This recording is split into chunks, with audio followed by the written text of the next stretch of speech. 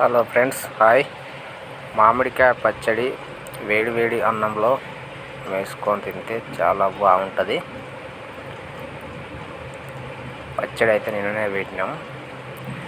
ముక్క కూడా గట్టిగా ఉన్నది, కారం రెడ్గా ఉన్నది.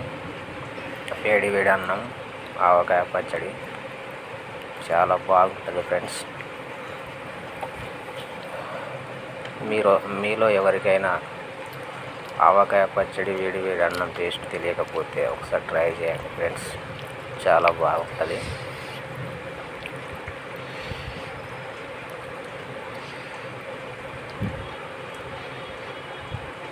ఇలా వేడి వేడి అన్నంలో